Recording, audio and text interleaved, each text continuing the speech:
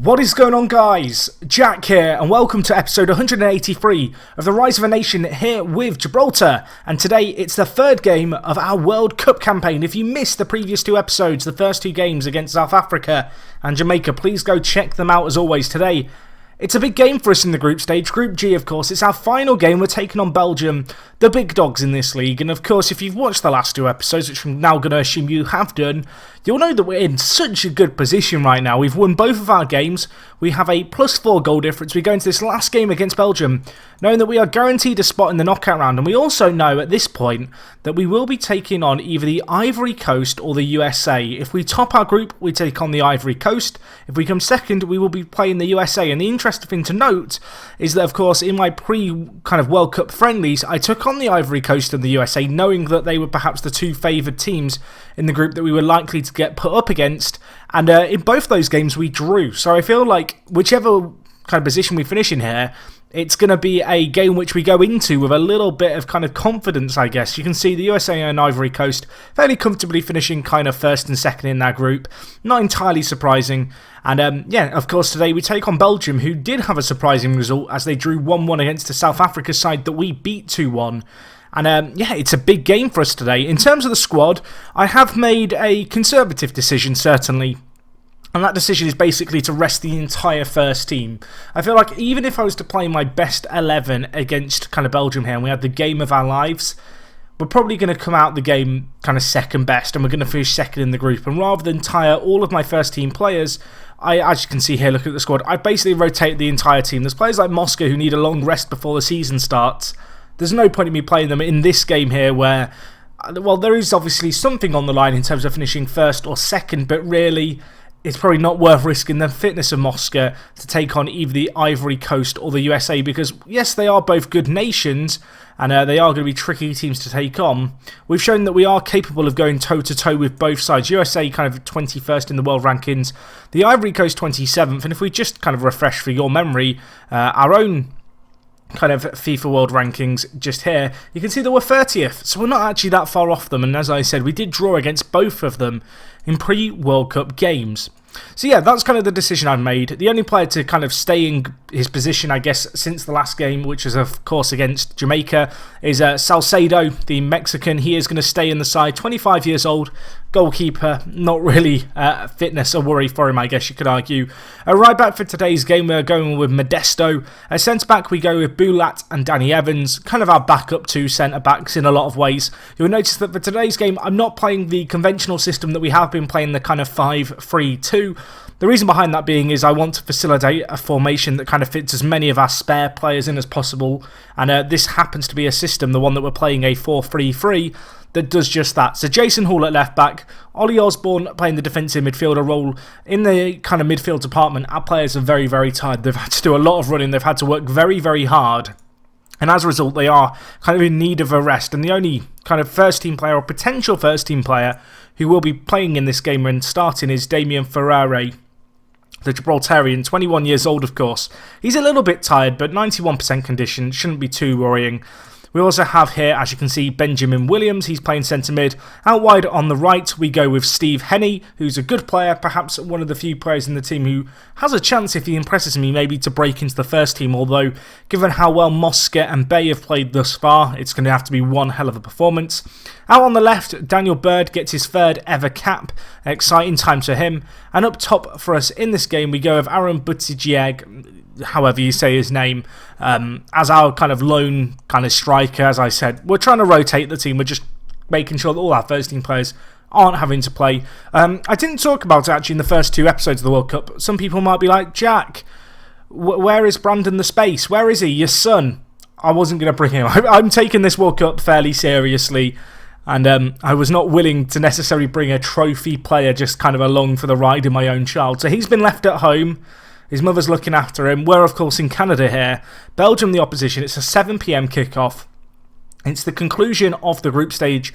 Belgium know that they're probably going to need a win here to go through. Because if South Africa were to get a win against Jamaica, they'd finish on 4 points. Oh, I don't know, actually. It'll be down to goal difference. So it depends on how many we were to beat Belgium by and how many South Africa beat Jamaica by. I guess the fortunate thing here is really we've not got to worry about that. We are already top of the group going into this really tough game. So in terms of my predictions for this game, well, I'm expecting a bit of a slaughter against us. You've seen the quality of the players that we're playing. They're definitely not up to scratch to take on a Belgium side that is very, very good.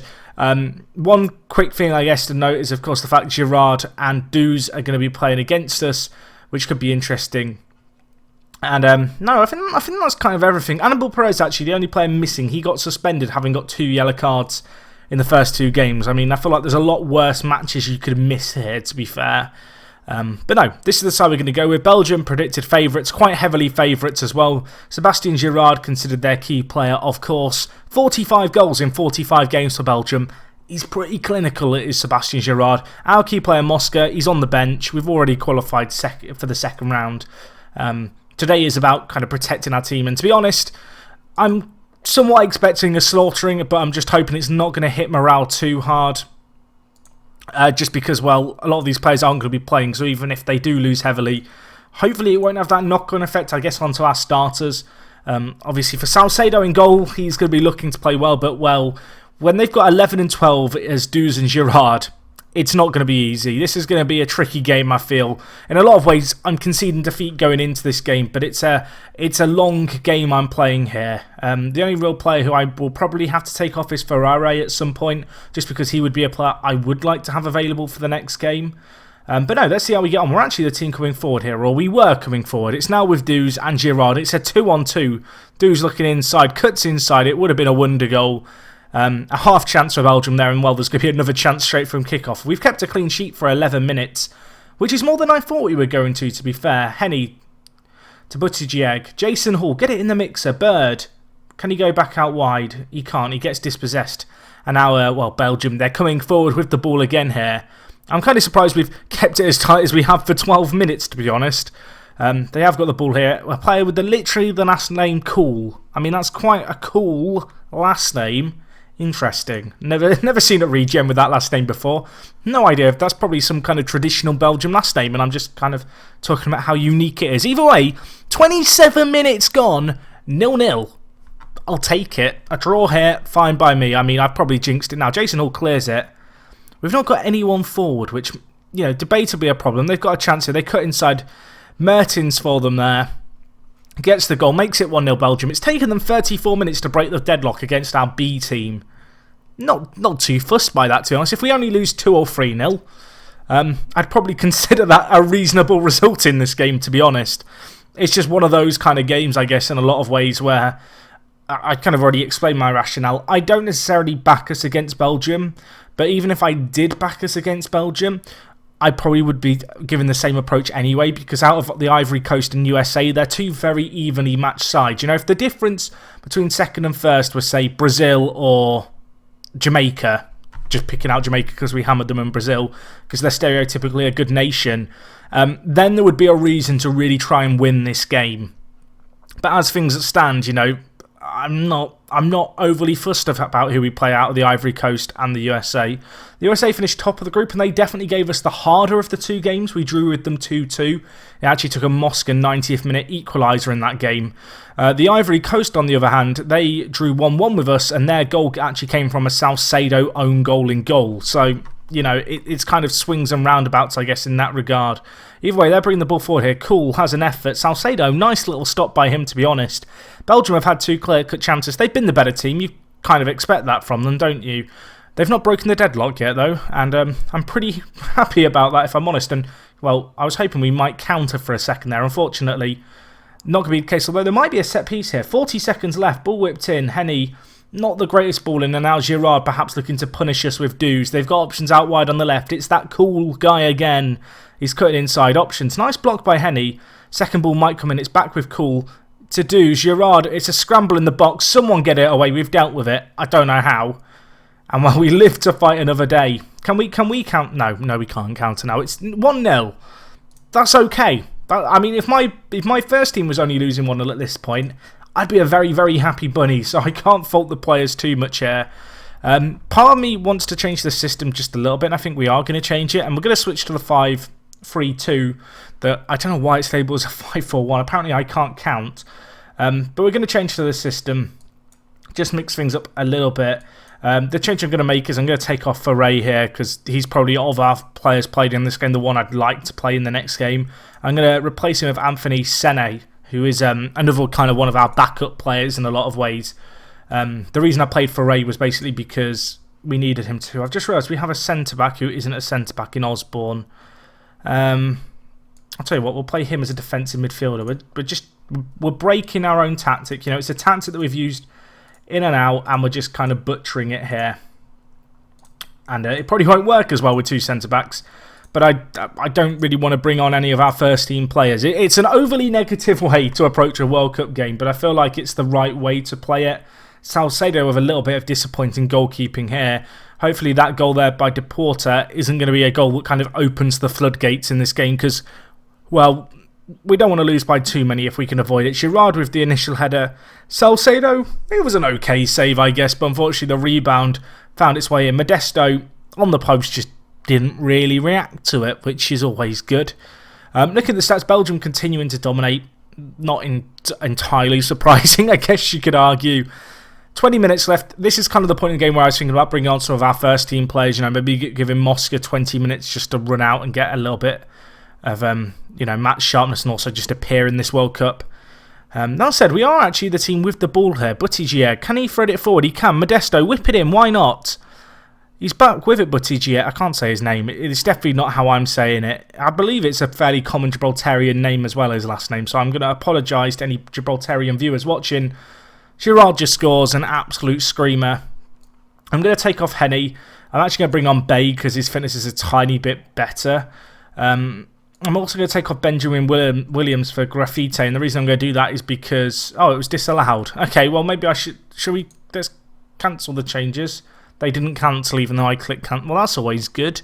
But no, those changes, they're okay ones. Henny will be a useful player to us.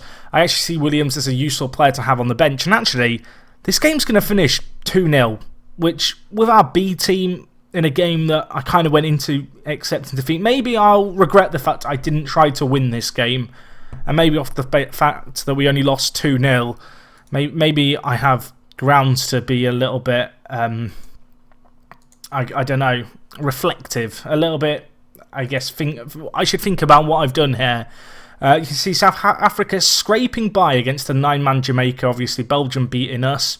That is going to, I believe, line us up with a game against the USA. That's going to be a big game. It's going to be in 4 days' time, so not a lot of time to kind of recover. But of course, we've rested a lot of our players, which is only going to be a good thing going forward into that game, which, as I said, it's only 4 days away. That is not a lot of time to recover. If we look at the USA side real quick, you can see they've got a lot of players tired. A hell of a lot of players tired. And actually, they've got Kranti, we never decided how to pronounce his name. A player who I really hoped would declare for Gibraltar, got called up for the first ever time to the USA national side for the World Cup. He's having an okay little tournament so far.